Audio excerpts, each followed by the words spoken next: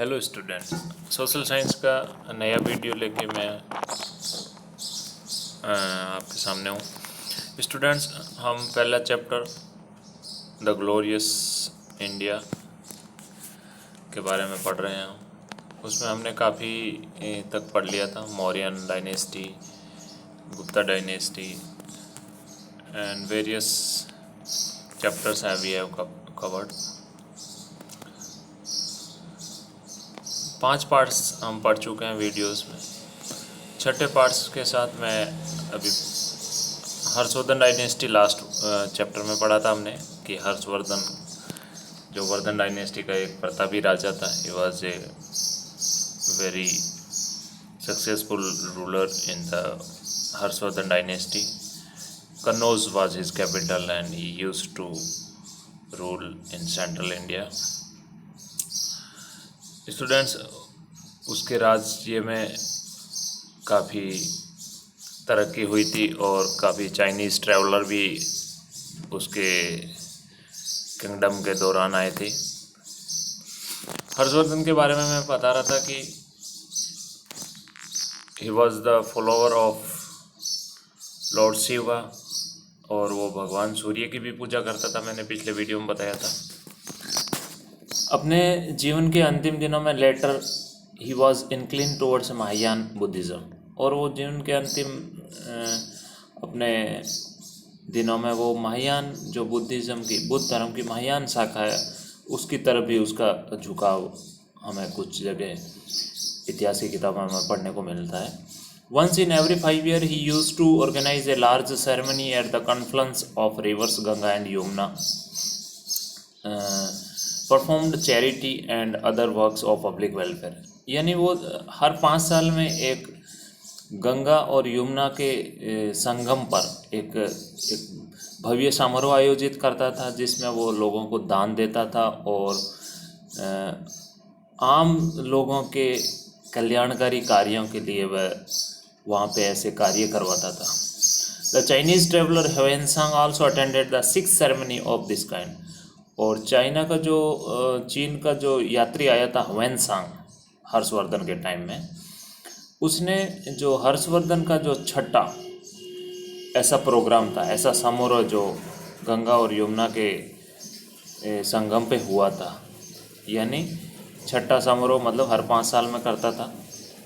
तो उसके राजा बनने के 30 साल बाद जब वो समारोह में आया था, तो उस छठे समारोह में ह्वेनसांग ने उसमें शिरकत की थी। तो ये था वर्धन डायनेस्टी के बारे में जो हम पढ़ रहे थे। अगला है पाल डायनेस्टी यानी पाल राजवंश। The beginning of this dynasty is estimated to be around 750 AD in Bengal from Gopal. Gopal नाम का एक राजा था जो 750 ईस्वी सन में बंगाल में हुआ था, और उसी से इस पाल राजवंश के कार्यकाल, उसकी डायनेस्टी का हमें आरंभ पता लगता है। Dharmapala, who was the second ruler of Pala dynasty, is considered to be the most powerful ruler of this dynasty. Dharmapala जो इस राजवंश का दूसरा राजा था, यानी वो गोपाल का लड़का था, राजकुमार था, उसको सबसे ज़्यादा पावरफुल राजा इस राजवंश का माना जाता है। He extended his empire up to the Kannauj, and even after getting engaged in a tripartite struggle with the Pratihars and Rashtrakutas, he remained successful in protecting his kingdom. और उसका राज्य बंगाल से लेके कन्नौज यानी उत्तर प्रदेश के कन्नौज जो आजकल शहर है वहाँ तक था, और त्रिपक्षीय जो संघर्ष हुआ था, ट्रिपार्टाइट स्ट्रगल यानी त्रिपक्षीय यानी जिसमें 3 राजाओं की सेनाएं लड़ती थी, उसमें प्रतिहार, राष्ट्रकूट और ये पाल वंश का राजा धर्मपाल, इन तीनों के मध्य ये संघर्ष हुआ था। इसमें धर्मपाल जो पाल राजवंश का राजा था वो विजयी रहा था। His son and successor Devpal also emerge victorious in several battles, और उसके बाद धर्मपाल के बाद उसका लड़का देवपाल राजा बना और वो भी काफ़ी लड़ाइयों में जीत हासिल की उसने। He shifted his capital from Pataliputra to Bengal, और उसी ने धर्मपाल ने ही पाटलिपुत्र से अपनी राजधानी बंगाल शिफ्ट कर दी थी। The ambassador of king Balaputra Deva of Sumatra had attended his royal court. और ऐसा माना जाता है कि जो पाल डायनेस्टी का राजा था देवपाल, उसके दरबार में एक सुमात्रा, जो कि इंडोनेशिया का एक द्वीप है, वहाँ अलग सेपरेट राजा होता था, वहाँ का एक दूत आया था जो किंग बालपुत्र देव का था। किंग बालपुत्र देव सुमात्रा में राजा था। उसका एक दूत इस पाल राजा देवपाल के दरबार में आया था। आफ्टर देवपाल, जो कि 810 से 850 एडी तक राज किया था, the power and might of Pala dynasty started to fade due to weakness of the ruler and invention by the गुजर पथियार रूलर्स। और देवपाल के बाद पाल राजवंश का जो राज्य था वो कमज़ोर होने लगा, क्योंकि गुजर पथियार जो उत्तरी भारत के राजा होते थे, गुजर पथियार, जो कि राष्ट्रकूट राजवंश की तरह एक पावरफुल राजवंश था, उसके राजाओं ने वहाँ पर इन्वेंशन किया था, वहाँ हमला किया था। उसकी वजह से पाल डायनेस्टी बंगाल में काफ़ी कमज़ोर हो गई थी।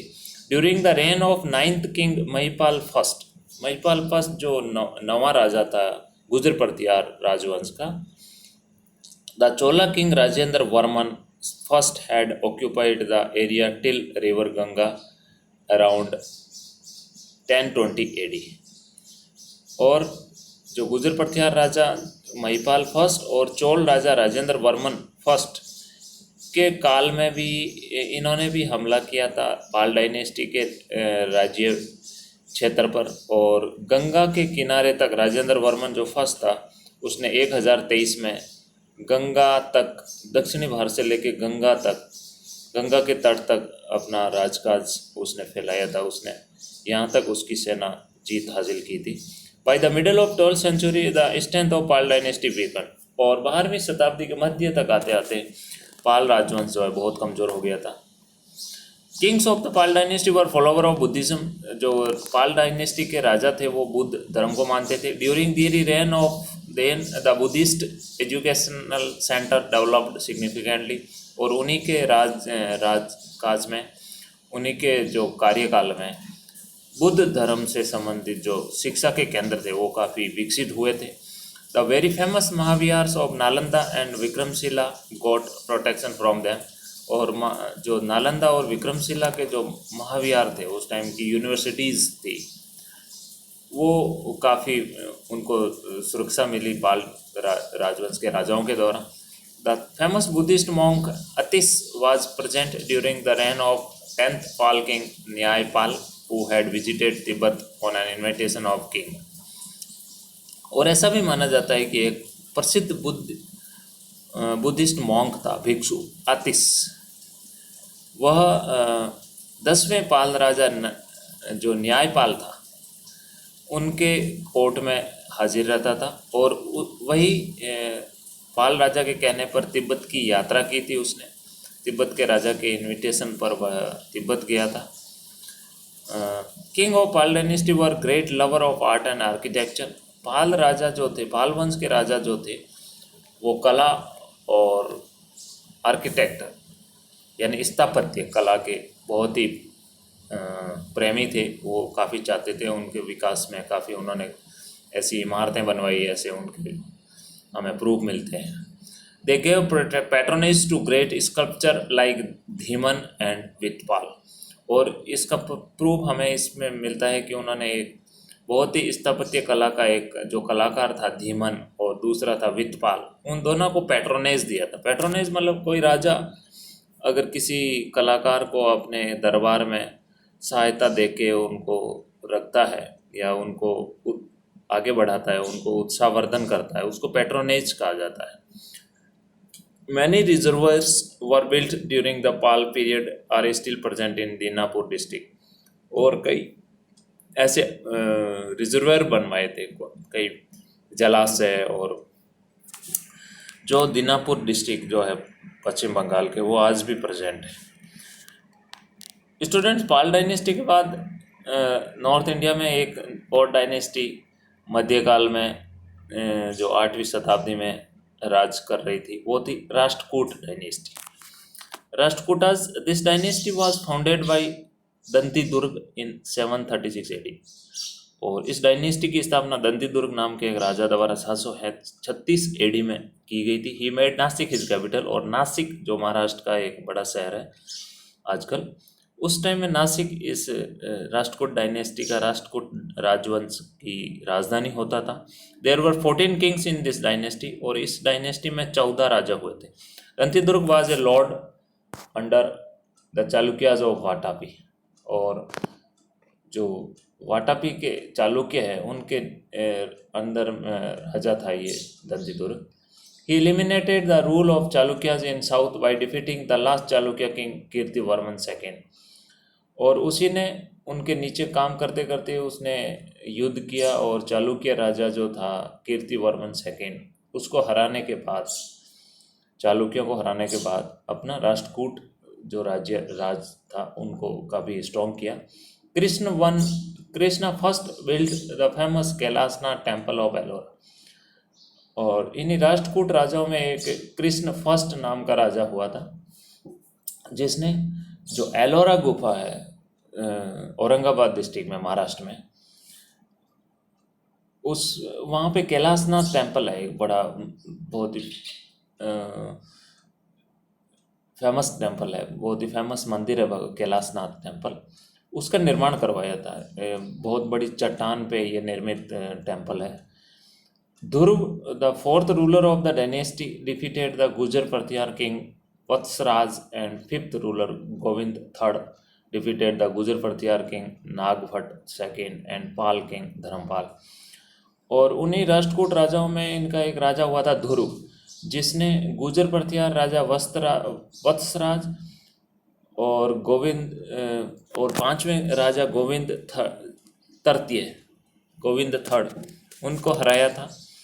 गुजर प्रतिहार राजा नागभट्ट सेकेंड को गोविंद थर्ड ने हराया था। पाल किंग धर्मपाल को भी इन्होंने राष्ट्रकूट राजाओं ने हराया था। He expanded the empire of Rashtrakutas from Malwa region to Kanchi, और राष्ट्रकूट राजाओं का जो राजकाज था, जो राज्य था, वो मालवा यानी मध्य प्रदेश से लेके कांची, तमिलनाडु का शहर है कांची, साउथ इंडिया तक विस्तृत था। द सिक्स्थ रूलर अमोघ वर्ष was the peace loving and he ruled for about 64 years। और राष्ट्रकूट राजा में एक अमोघ वर्ष करके राजा था, वो बहुत ही शांतिप्रिय राजा था और उसने 64 सालों तक राज किया था। he made मान्यखेत यानी Malkhed as the capital of Rashtrakuta. Manyakheta को, मालखेड़ है जो महाराष्ट्र में, उसको अपना राजधानी बनाया था। Arabian traveller Sulaiman considered Amoghavarsha among the world's 4 great king of that time. और अरेबियन जो एक अरब का एक यात्री था सुलेमान, उसने अमोघ वर्ष को उस समय के विश्व के 4 महान राजाओं में स्थान दिया है। Krishna third and Indra third defeated Mahipala the then ruler of Kannauj and forced him to flee. और इन्हीं राष्ट्रकूट राजाओं में एक राजा हुआ था कृष्णा थर्ड यानी कृष्ण तृतीय, और इंद्र थर्ड यानी इंद्र तृतीय। इन दोनों ने मिलके महिपाल जो कि एक कन्नौज का राजा था पाल वंश का, उनको हराया था। And forced him to flee. During the reign of 12th ruler Krishna third a long struggle started between Rashtrakuta and Chola kings of south. और कृष्णा थर्ड जो कि राष्ट्रकूट का 12वां राजा था, उसका और उसके राजा के काल के दौरान राष्ट्रकूटा में और चोल जो साउथ के उस टाइम पावरफुल रियासत थी, पावरफुल सत्ता थी चोलों की, चोल राजवंश जो साउथ में थे, उनके बीच में काफ़ी सालों तक लड़ाइयाँ चली थी।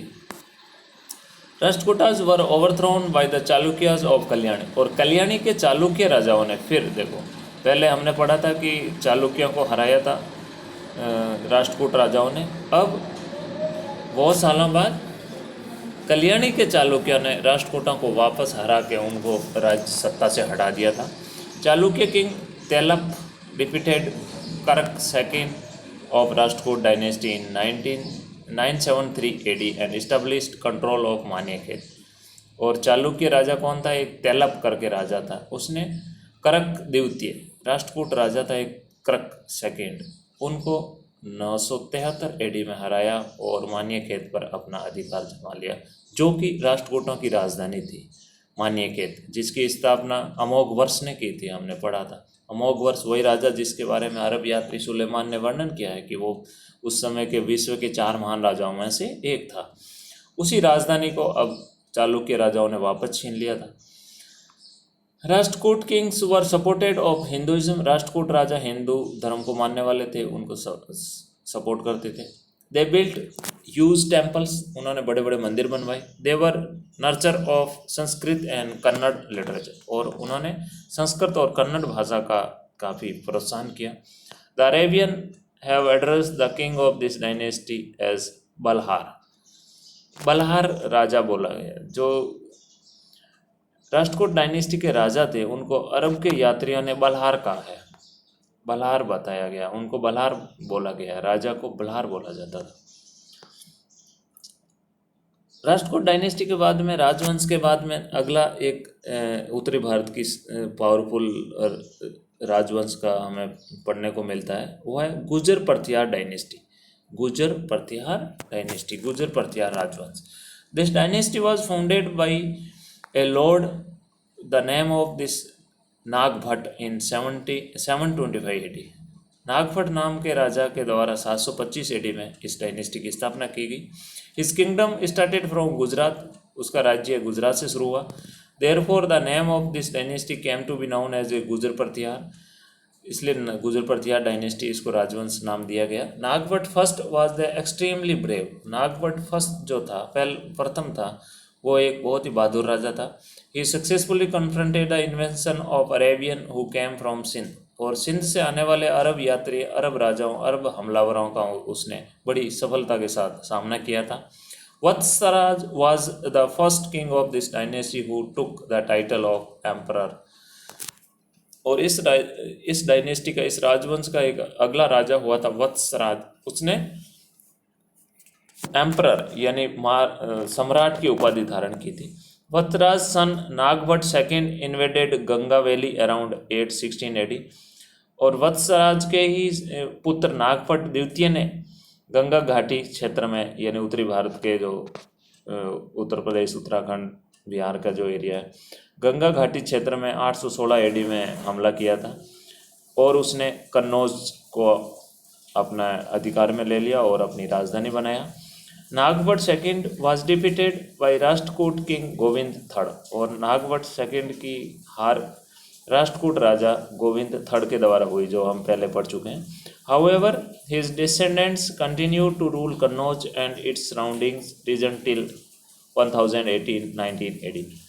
हालांकि उसकी हार हो गई, किसकी? नागभट्ट सेकेंड की, लेकिन फिर भी जो गुर्जर परतियार डायनेस्टी के राजाओं ने कन्नौज पर अपना आधिपत्य जारी रखा, अपना शासन जारी रखा, और उन्होंने करीब 1018-19 एडी तक वहाँ पे राज किया। Bhoja first was the great ruler of this dynasty, इस डायनेस्टी का, गुर्जर परतियार डायनेस्टी का, राजवंश का जो भोज फर्स्ट है, वो बहुत ही महान राजा था। He also known as Mihir Bhoja, और उसको मिहिर भोज भी बोला जाता है। He was the grand son of Nagabhata second, और वो नागभट्ट का पोता था। Arabian traveller Sulaiman visited India during his time, और मिहिर भोज के समय अरब के यात्री सुलेमान ने भारत की यात्रा की थी। The next ruler was Mahendra Pala, अगला राज्य मिहिर भोज के बाद महेंद्र पाल गुर्जर डायनेस्टी में राजा बनता है। Who was the disciple and protector of the great poet Rajasekhara, वह महान लेखक राजशेखर का शिष्य और उसका प्रोत्साहन देने वाला एक राजा था। The composer of play called कर्पूर मंजरी, और ये राजशेखर ही है जिसने एक बहुत ही अच्छी रचना रचित की है, कर्पूर मंजरी, जो कि एक पोइट्री है। Mahendra son Mahipala was badly defeated by the Rashtrakuta king Indra third, और महेंद्र का जो पुत्र था महिपाल, वो बुरी तरह हार उसको सामना करना पड़ा राष्ट्रकूट राजा इंद्र थर्ड के द्वारा। During the Mahipala's reign the Gurjara Pratihara dynasty began to decline, और महिपाल के राजकाज के दौरान ही गुर्जर परतियार डायनेस्टी का पतन होना शुरू हो गया था। डिक्लाइन यानी पतन, यानी वो असफल होने लगी। After him the other ruler Bhoj III, Vinayakpal, Mahendrapal II, Devpal, Mahipal II, and Vijaypal somehow managed to maintain their rule till 1013 AD. और इसके बाद भोज सेकेंड, किसके बाद? महिपाल के बाद। महिपाल के बाद Bhoja second, Vinayakapala, Mahendrapala second, Devapala, Mahipala second and Vijayapala नाम के राजा ने किसी तरह इस डायनेस्टी को आगे बढ़ाया और 1013 AD तक राज किया। During the time of invention of Mahmud Ghaznavi, और महमूद गजनवी के आक्रमण के दौरान Rajyapala was the king of Kannauj, Kannauj का राजा राज्यपाल था। He ran away without confronting Ghazni, वह गजनी से बिना सामना किए भाग गया था। Later he accepted the suzerainty of Mahmud, और उसने जो महमूद की जो गुलामी स्वीकार कर ली। The neighbouring Rajput rulers were annoyed by this event, और आसपास के जो पड़ोसी राजपूत राजा थे राजस्थान वगैरह के, उनको बड़ा गुस्सा आया इस कृत्य पे कि वो डर के मारे भाग क्यों गया, गजनी से उसको सामना करना चाहिए था। After Mahmud Ghazni had return, जब महमूद गजनी इंडिया से भारत से वापस चला गया, the Rajput kings defeated and killed Rajyapala under the leadership of Chandel king Ganda of Kalinjar and Trilochan Pala ascended the throne. और उसके बाद क्या हुआ कि राजपूत राजाओं ने मिलके उस राज्यपाल को, क्योंकि वो हार गया था, वो डर के मारे भाग गया था मोहम्मद गजनी से, उसको मिलके उन्होंने हराया और उसको मार डाला था। ये काम चंदेल राजा गंड ने किया था, कालिंजर के जो गंड राजा थे, और त्रिलोचन पाल थे। त्रिलोचन पाल के नाम के राजा को वहाँ पे राजा बना दिया गया। After the rise of Garhwal dynasty, Garhwal dynasty अब आती है जो नई राजवंश। The Gurjara Pratihara dynasty was eliminated for ever in the second quarter of 11th century, और 11वीं सेंचुरी का जो सेकेंड क्वार्टर था, दूसरा जो साल का सेशन था, उसमें गुजर प्रत्यार डायनेस्टी का असफल हो जाती है, उसका पतन होने लगता है। The ruler of this dynasty did not allow the Arabian to advance further, और इस डायनेस्टी ने, जो गुजर प्रत्यार डायनेस्टी का ये सफलता थी कि उन्होंने जो अरब के हमलावर आते थे उनको भारत में पैर जमाने का मौका नहीं दिया। उन्होंने एक तरह से प्रतिहार का काम किया। प्रतिहार का मतलब होता है गार्ड। स्टूडेंट्स, गुजर प्रत्यार डायनेस्टी के बाद हम चलते हैं साउथ इंडिया में, जहाँ पे चोला डायनेस्टी के बारे में पढ़ेंगे। चोल डायनेस्टी दक्षिणी भारत में एक सफल राजवंश था, उन्होंने वहाँ पे शासन किया। This was one of the 3 major states of ancient Dakshinapatha, जो आदिकाल में दक्षिण पथ कहलाता था। दक्षिण भारत को दक्षिण पथ कहा जाता था। उसके जो मुख्य 3 राजवंश थे, 3 राज्य थे, उनमें से एक चोल था, दूसरे 2 थे पांड्य और Pallava. The other 2 were Pandya and Chera, जो केरला के थे। In the inscription of Ashoka, Ashoka की जो लेख है, उनमें ये हमें क्या मिलता है? This region has been described as an independent region, और इस चोल डायनेस्टी को, चोल रीजन को, दक्षिण पथ को एक आज़ाद क्षेत्र माना गया है। जो अशोक की जो रचनाएं हैं, अशोक के जो लेख है, उनमें हमें, जो उनके शिलालेख हैं, उनमें हमें ये कई जगह मिलता है कि ये स्वतंत्र राज्य थे, इन पे किसी का अधिकार नहीं था। The resident of Chola region spoke Tamil, और चोल डायनेस्टी के, चोल क्षेत्र के जो लोग थे, वो तमिल भाषा को बोलते थे। दे produced high quality literature in Tamil language, और उन्होंने एक बहुत ही अच्छी क्वालिटी का साहित्यिक रचनाएं तमिल भाषा में की थी। Kural composed by the Thiruvalluvar is an excellent example of this development, और तिरुवल्लुर नाम का जो एक कंपोज़र था, एक जो लेखक था, उसने कुल्लार नाम की एक रचना की है, जो कि बहुत ही अच्छी एक्सीलेंट साहित्यिक रचना है। Karikala around 1100 AD who was the first ruler of Chola dynasty.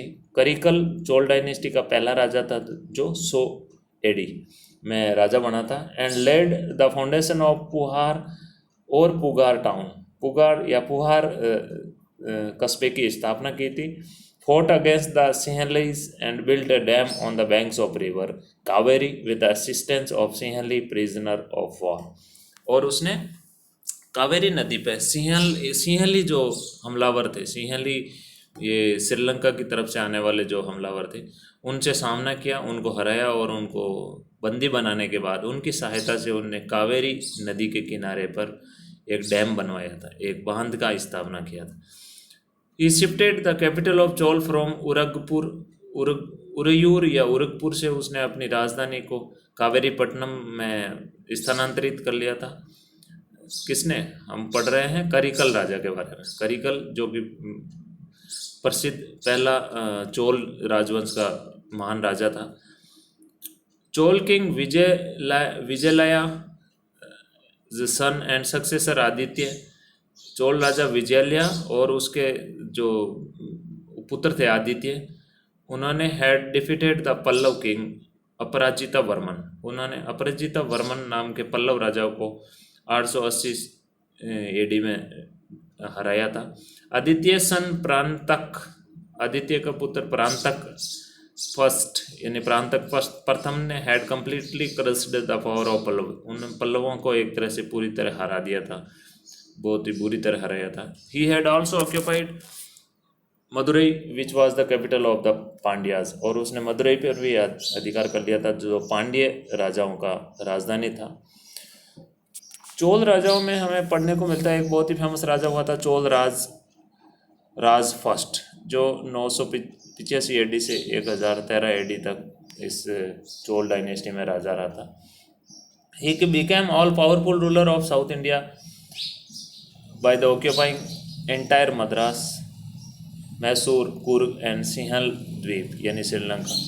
वह एक बहुत ही पावरफुल राजा था जिसने मद्रास, चेन्नई, मैसूर, कुर्ग यानी ये कर्नाटका में शहर है, सिंहली यानी श्रीलंका आदि स्थानों पर अधिकार किया. He built a Shiva temple named Rajarajeshwara Brihadeshwara in his capital Tanjore. और तंजौर नामक शहर में, तमिलनाडु का एक तंजौर है, तटीय शहर है तंजौर, जो कि समुद्र से ज़्यादा दूर नहीं है. वहाँ पे राजराजेश्वर ने एक बहुत ही बड़ा मंदिर बनाया था जिसे बृहदेश्वर मंदिर कहा जाता है. His son and successor Rajendra first, और उसका पुत्र जो था जो उसके बाद राजा बना राजेंद्र फर्स्ट, उसने 1016 एडी से 1044 एडी तक राज्य किया था. Possessed a strong naval power, had conquered Pegu, Martaban and Andaman Nicobar islands. उसके पास बहुत ही एक मजबूत नौसेना शक्ति भी थी जिसने अंडमान निकोबार तक अपनी जीत हासिल की थी. He waged a war against Mahipala the ruler of Bengal and Bihar. और उसने महिपाल जो कि पाल डायनेस्टी के बारे में हम पहले पढ़ चुके हैं, उसके खिलाफ बिहार और बंगाल जाकर लड़ाइयाँ लड़ी थी. His armies crossed Kalinga and reached far off to Ganga by proceeding through और सदर्न कौशल. और उसने कलिंग राजा के क्षेत्र को क्रॉस करके गंगा घाटी तक जीत हासिल की थी, जो उड़ीसा से होकर साउथ कौशल तक, बंगाल और मगध तक उसने जीत हासिल की थी. In order to commemorate this victory, और इन सारे क्षेत्रों में उत्तरी भारत के गंगा घाटी के क्षेत्रों में बंगाल, बिहार, मगध आदि में जीत हासिल करने की खुशी में he took the title of Gangai Konda. और उसी की खुशी में इस जीत के याद में उसने गंगाई कोंडा की उपाधि हासिल की थी. गंगाई यानी गंगा वैली और कोंडा यानी विक्टोरियस, ऐसा राजा जिसने गंगा घाटी को जीता हो. गंगाई कोंडा की उपाधि धारण की. His son and successor Rajadhiraja was killed during the battle of Koppam while fighting against Chalukya king Someshvara. और उसका पुत्र राजधीराज जो था वो कोप्पम की लड़ाई में चालुक्य राजा सोमेश्वर के खिलाफ लड़ते हुए मारा गया था युद्ध क्षेत्र में. बट वीर राजेंद्र, उसके बाद वीर राजेंद्र राजा बना. Defeated the Chalukya in the battle of Kudal Sangamam and avenged the earlier defeat. लेकिन उसने चालुक्य राजा को हरा दिया कुडाल संगम में और वो पहले की हार का बदला लिया।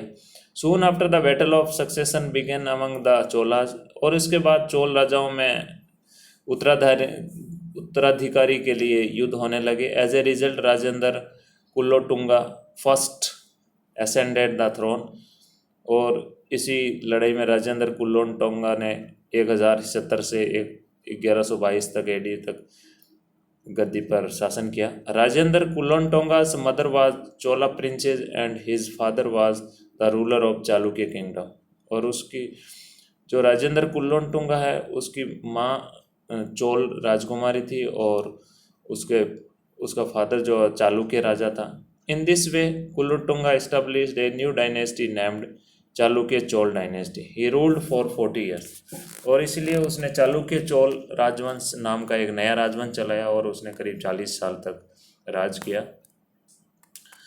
स्टूडेंट्स, अब हम चोल एडमिनिस्ट्रेशन यानी चोल प्रशासन के बारे में पढ़ेंगे। Chola administration was based on the gram panchayat system, gram panchayat system पे आधारित तंत्र था। To facilitate administration the Chola kingdom was divided into 6 provinces, और इसीलिए चोल राज्य को 6 प्रदेशों में बांटा गया था। विच वर नोन एज, और उनके नाम थे Mandalam, Kottam was the sub unit of Mandalam, Nadu was the sub unit of Kottam, Gram and Kuram. और इनको मंडलम, कोटम, नाडु, कोटम, ग्राम, कुरम आदि नाम से जाना जाता था।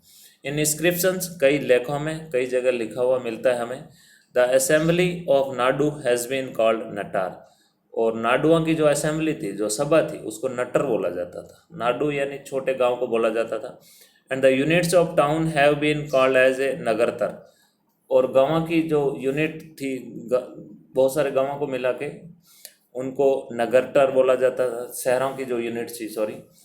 विलेज रिप्रेजेंटेटिव व रेगुलरली अपॉइंटेड एवरी ईयर, और गांव के जो प्रतिनिधि थे उनको हर साल चुना जाता था, उनको राजकाज दिया जाता था। Every mandalam was fully independent, हर मंडल पूरी तरह से आज़ाद होता था। But there was no central legislature present to control the power of kings, लेकिन राजा को अपने नियंत्रण में लेने के लिए ऐसी कोई केंद्रीय वैधानिक संस्था नहीं थी। About 1/6 of land produce was received by the king in the form of लगान, और जो खेती से जो उत्पादन होता था उनमें से 1/6 भाग राजा को लगान के रूप में देना पड़ता था, रेवेन्यू के रूप में। दिस लगान could be paid in the form of grain और गोल्ड कॉइन, और ये लगान या तो अनाज के रूप में या सोने के सिक्कों के रूप में दिया जाता था। The gold coins which were circulated during चोलो पीरियड वर कॉल्ड कासू, और जो सोने के जो सिक्के थे चोल राजाओं में जो बांटे जाते थे उनको कासू कहा जाता था।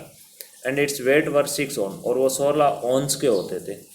Along with large military power the Chola Kings also possessed A strong naval force. Military शक्ति के साथ साथ चोल राजाओं के पास एक बहुत ही ज़बरदस्त मजबूत नेवी होती थी, यानी नौसेना, पानी की सेना। Chola kings initiated various large irrigation scheme and build many roads. Chola राजाओं ने बहुत सारे बड़े बड़े सिंचाई परियोजनाएं चलाई थी और उन्होंने बहुत बड़ी बड़ी रोडों का निर्माण कराया था। स्टूडेंट्स, हम चोला आर्ट के बारे में पढ़ेंगे, हम कला के बारे में। The Chola promoted the architectural style of Pallavas. चोलों ने जो पल्लवास की जो आर्किटेक्चरल जो स्थापत्य कला थी उसको आगे बढ़ाया। Various feature of Dravidian architecture style of Cholas are as follows. Quadrate vimanas, जो उनकी जो स्थापत्य कला थी वो कई तरह की थी, जैसे क्वाड्रेट विमांस यानी जो आयताकार उनके विमांस होते थे। फिर मंडप होते थे, यानी मंदिर या बड़ी इमारत के द्वार पर मंडप होता था।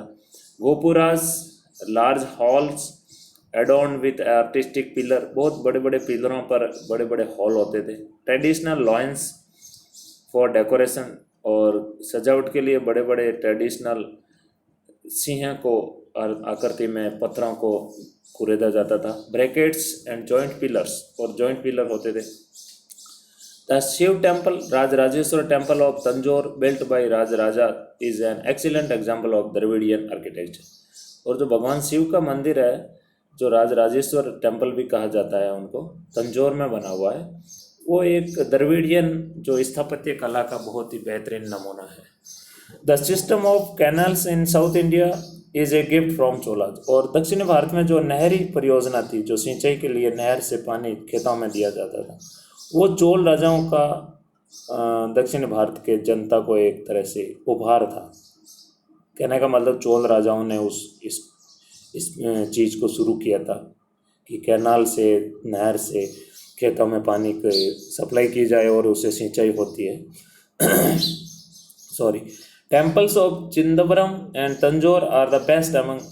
जो चिदम्बरम और तंजौर के जो मंदिर है वो बहुत ही बेहतरीन नमूने हैं. ये चोला टेम्पल है जो महाबलीपुरम में है, चेन्नई के पास ही है. चेन्नई से करीब 35 किलोमीटर दूर समुद्र के किनारे स्थित है. ये चोल डायनेस्टी का बहुत ही बेहतरीन मंदिर है.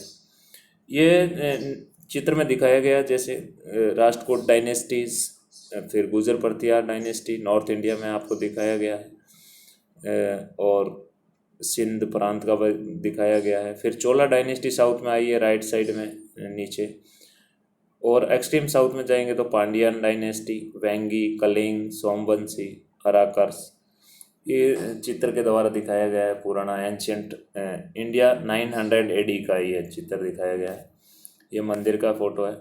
ये स्टेच्यू ऑफ नटराज यानी भगवान शिव को पूजा ही की जाती थी साउथ में. ये भगवान शिव को डांसियस फॉर्म में दिखाया गया. वो नटराज है, एक नृत्य मुद्रा में भगवान शिव को दिखाया गया है. कांसी की मूर्ति है ये.